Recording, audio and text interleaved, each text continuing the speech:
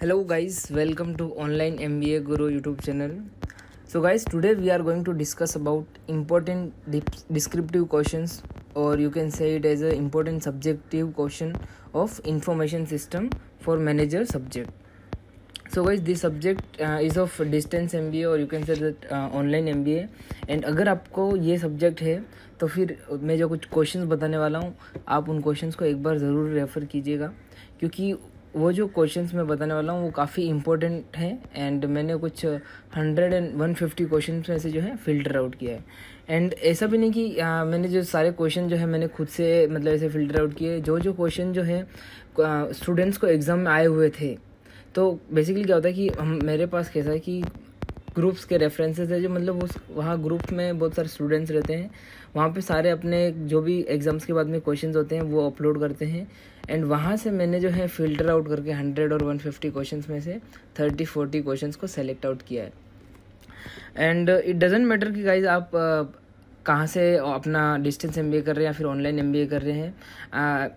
Might be it from NMIMS और Jain university और इग्नोयू, कहीं से भी आप कर रहे हैं. अगर आपका सब्जेक्ट है information system for managers, then you should watch this video. So guys, the first question is What is e-commerce? Explain portals and search engine with respect to e-commerce. So guys, basically कुछ questions का जो है मैं आपको एक छोटा सा summary बताऊंगा. बाकी आपको जो है आपको क्वेश्चन जो है पूरा अच्छी तरीके से एक्सप्लेन करना है एग्जाम में, कुछ 300 से 500 के वर्ड्स के बीच में.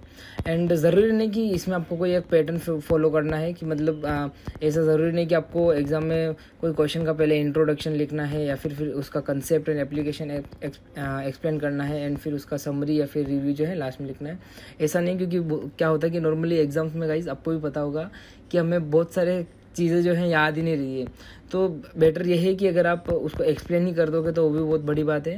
अगर आपको रिमेंबर है चीज़ें तो आप पैटर्न फॉलो कीजिए, जहाँ पे आप पहले इंट्रोडक्शन दोगे उस क्वेश्चंस का, उसके बारे में जो भी, जैसे यहाँ पे पूछा है कि what is e-commerce, explain portals and search engines with respect to e-commerce. तो यहाँ पे आप पहले इंट्रोडक्शन, जैसे ई-कॉमर्स के बारे में बताओगे, पोर्टल्स के बारे में बताओगे, सर्च इंजन्स के बारे में बताओगे, फिर इसके कंसेप्ट्स एंड एप्लीकेशंस को बताएंगे तीनों के. एंड उसके बाद में आप एक समरी या फिर रिव्यू जो है उसका नीचे लिखेंगे कि ये इसमें मतलब हमने ये डिस्कस किया.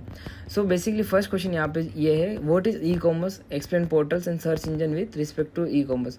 सो गाइस, आपको एक शॉर्ट समरी में बताऊँ तो ई-कॉमर्स क्या है कि ई-कॉमर्स, और you can say that electronic commerce is the buying and selling of goods and services over the internet.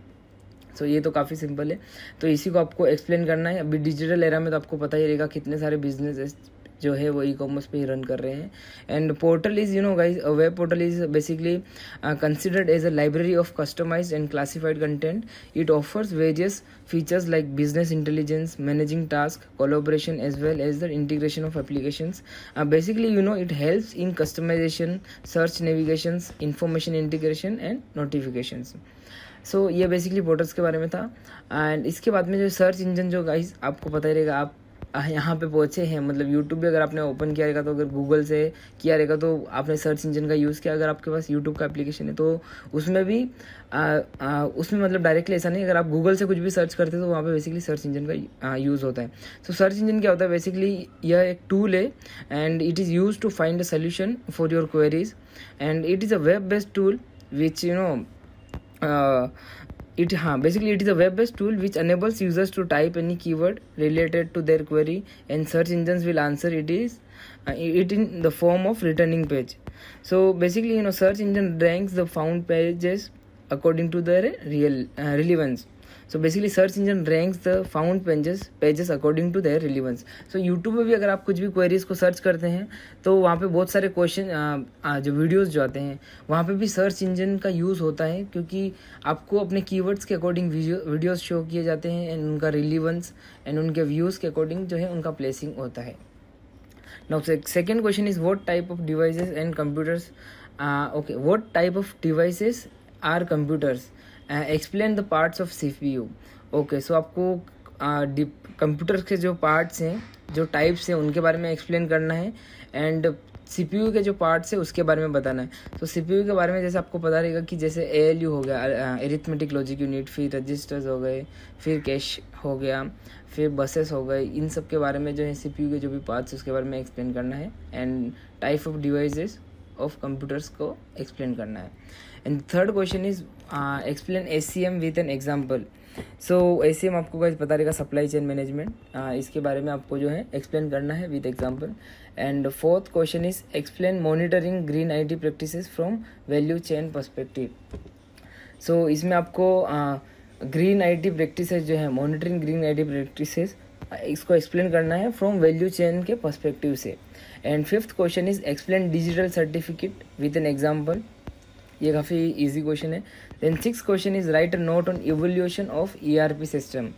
So ERP system को जो कैसे इवोल्यूशन हुआ है, स्टार्टिंग में क्या था, फिर सेकेंड कैसे हुआ, एंड थर्ड जो है ERP कैसे आप कह सकते कि मतलब इसका इवोल्यूशन मतलब कैसे बोर्न हुआ, समझ लीजिए एक तरीके का, किस तरीके से मतलब चेंजेस आए, इसी के बारे में आपको एक्सप्लेन करना है। ERP मतलब यहाँ पे ये होता है कि इंटरप्राइज रिसोर्स प्लानिंग, इसके बारे में। Now next question is seventh question, explain e-business and what are its benefits. So guys, आप इस डिजिटल एरा में E-बिजनेस क्या होता है वो तो जानते ही रहेंगे। So basically an e-business is a business that sells good and services using the internet, especially one that does not have a store or office where people can visit or make phone calls. And E-business is the purchase, sale and order of goods and services via the internet. And इसके benefits भी आपको बताना है, जैसे इसमें आपका time save होता है एंड बहुत सारे बेनिफिट्स है। आप मतलब इतने सारे बेनिफिट्स बता सकते हैं कि उनका कोई लिमिट नहीं, तो आपको ये पूरा एक्सप्लेन करना है। Then next question is 8th question, how Google rank pages and how does it generate revenue. So इसके बारे में भी आपको पूरा एक्सप्लेन करना है। गूगल का जो रैंक पेज का जो थ्योरी है कि मतलब कैसे वो रैंक करता है पेजेस को, एंड ये जनरेट कैसे रेवेन्यू करता है। सो आपको पता ही रहेगा, गूगल जो है बहुत सारे सोर्सेज से अपना रेवेन्यू जनरेट करता है, जैसे एडसेंस हो गया, बहुत सारी चीज़ें हैं जिससे अपना जनरेट करता है revenue. And 9th question is explain cracking and espionage as a security threat to organisation. So इसमें आपको क्रैकिंग और एस्पियोनेज के बारे में बताना है। एंड हाँ, सो बेसिकली इसमें ये दोनों चीज़ों को एक्सप्लेन करना है as a security threat to organisation. Yes, so basically cracking क्या होता है? Cracking is a technique use to breach computer software और an entire computer security system and with malicious intent. So इसके बारे में आपको पूरा ब्रीफ एक्सप्लेनेशन देना है। And then second is espionage. क्या होता है बेसिकली? ये एक cyber so basically cyber espionage is a form of cyber attack that steels classified sensitive data or intellectual property to gain an advantage over a competitive company or government entity. Okay, so the next question is what is big data and what are the 4 V's of big data. सो यहाँ पे आपको big data के बारे में explain करना है। Big data के जो 4 V's है, जैसे वॉल्यूम, वेलोसिटी, वेराइटी और वेरासिटी के बारे में एक्सप्लेन करना है। सो बिग डेटा आपको वैसे पता रहेगा, big data is name suggest it represents massive amount of data which is generated from different sources in different formats such as structured, semi-structured and unstructured, which can't be handled by traditional tools. So 4 V's जो है basically ये volume हो गया। Volume basically is amount of data. Then second is velocity, it is basically speed at which data is generated. And third one is variety, so it is different types of forms of data. And last one is veracity, so veracity is basically uncertainty of data. And now the next question is 11th, explain about Google search methods. So Google search के जो methods हैं उसके बारे में आपको explain करना है। Then next question is explain DMZ and 2-factor authentication. So ये basically guys एक security के जैसे ही है। जैसे आप Instagram, WhatsApp यूज़ करते हैं तो उसमें 2-factor authentication होता है। इससे क्या होता है कि आपकी security जो है बढ़ जाती है, हैकिंग का जो चांस रहता है आपके अकाउंट का वो काफ़ी कम हो जाता है। एंड इसके 2-factor ऑथेंटिकेशन के बारे में बताना है। और DMZ, जैसे DMZ जो है डीमिलिटराइज जोन, इसके बारे में आपको एक्सप्लेन करना है। And now next question is 13, right short note on business process integration. And then next question 14th is differentiate between portal and aggregators. And then next question is explain technology hype. यहाँ पे technology की जो technology hype का जो पूरा cycle रहता है वो आपको समझाना है। And then 16th is explain about HRM module. So basically HRM का जो मॉड्यूल होता है उसके बारे में आपको पूरा बताना है। एंड HRM का मतलब है आप जानते हैं कि ह्यूमन रिसोर्स मैनेजमेंट, उसका मॉड्यूल आपको बताना है। Next question 17th is what is a transactional process system. Transactional process system के बारे में आपको बताना है। जैसे एज अ ब्रीफ मैं आपको बताऊं कि transaction process system is a information processing system for business transactions involving the collection, modification and retrieval of all transactional data. So इसके बारे में आपको पूरा डीप ब्रीफ एक्सप्लेनेशन देना है। Then next question is 18, explain direct selling with special reference to auction. And then 19th question is explain about project estimation। so project estimation क्या होता है इसके बारे में आपको बताना है। बहुत सारे क्वेश्चन का आप देखोगे तो इतने सिंपल है कि आप सोच भी नहीं सकते, सिर्फ आपको वर्ड्स को समझना है, सिर्फ क्वेश्चन को समझना है, एंड आप अपने वर्ड्स में एक्सप्लेन करोगे तो कोई इशू नहीं है। Then next question is describe IoT।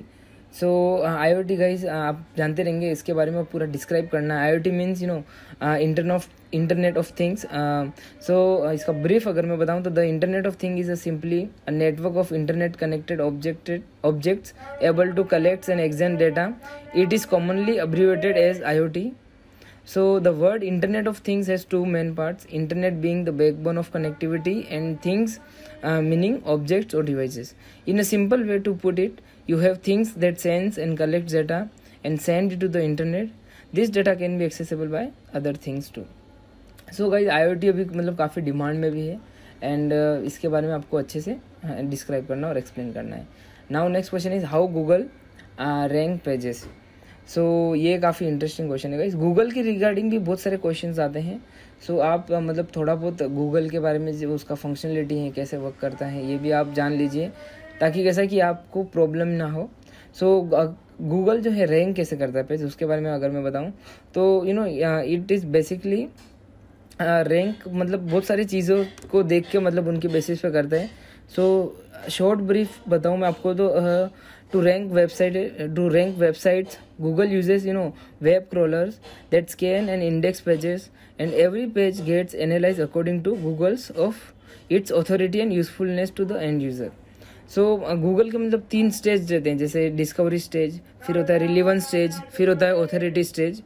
इसमें क्या होता है बेसिकली तीनों स्टेज से गुजरता है। और जो ऑथोरिटी स्टेज में सबसे पहले क्रोलिंग और डिस्कवरी जिसको हम कहते हैं। बेसिकली ये क्या होता है, फाइंड्स दैट पेज और वेब पेज। देन होता है इंडेक्सिंग और आप कह सकते हैं रिलीवेंस। इसके अकॉर्डिंग क्या होता है, पेज को जो है कैटेगराइज एंड एनालाइज किया जाता है। And the last one is ranking, और you can say it as a authority. ये बेसिकली डिसाइड करता है कि which web page to be ranked first and second, and मतलब जो सीरीज रहता है। एंड उसके बाद में जो नेक्स्ट क्वेश्चन है 22 is explain cloud models with special reference to IaaS। इसमें आपको क्लाउड मॉडल्स के बारे में एक्सप्लेन करना है, और स्पेशल रेफरेंस मतलब IaaS जिसको आस बोलते हैं IaaS, इसके रेफरेंस में। इसका फुल फॉर्म बेसिकली क्या होता है IaaS का, infrastructure as a service. Explain cloud models with special reference to infrastructure as a service. Then next question 23 is database systems with special reference to data consistency and access. यहाँ पे आपको explain करना है database system, वो भी special reference to data consistency and access. बहुत सारे question ऐसे भी रहते हैं जो रेफरेंसेस के अकॉर्डिंग आपको उनको एक्सप्लेन करना रहता है। जैसे हम यहाँ पे 2 क्वेश्चन देख रहे हैं जो 22 एंड 23 आर सिमिलर। यहाँ पे आपको डेटा स्पेशल रेफरेंस किसी एक चीज़ के रेफरेंस को लेके आपको एक्सप्लेन करना रहता है। Then next question is 24th explain features of modern organization. ये तो गाइस आप जानते रहेंगे ट्रेडिशनल ऑर्गेनाइजेशन में पहले क्या होता था और मॉडर्न ऑर्गेनाइजेशन। अभी आप I think you are in working profession, और आप जानते रहेंगे मॉडर्न ऑर्गेनाइजेशन क्या होता है। इसी के बारे में आपको बताना है। एंड हो सके तो इसमें फीचर्स में आप कैसे कि थोड़ा बहुत कंपेयर भी कर सकते हो, ताकि आप 2-3 पॉइंट एक्स्ट्रा लिख सकते हो। कंपेरिजन में कैसा कि आप और अपना जो पहले का जो ऑर्गेनाइजेशन होते थे और अभी के जो मॉडर्न ऑर्गेनाइजेशन है, दोनों का कंपैरिजन भी आप थोड़ा बहुत एक्सप्लेन कर सकते हैं। Then next question is explain containers with virtualization. And then the next question 26 explain smart governance with example.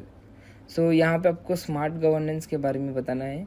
Smart governance guys is basically it is about leveraging data to make decisions. This can happen on tactical, operational level, strategic, policy level, or both. The data can be from within government or outside it, or both. ये हो गया basically ई smart governance. और बहुत सारे लोगों को एक confusion रहता है स्मार्ट गवर्नेंस और ई गवर्नेंस को।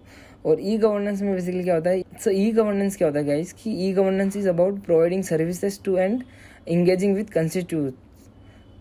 constituents and by leveraging internet based technologies।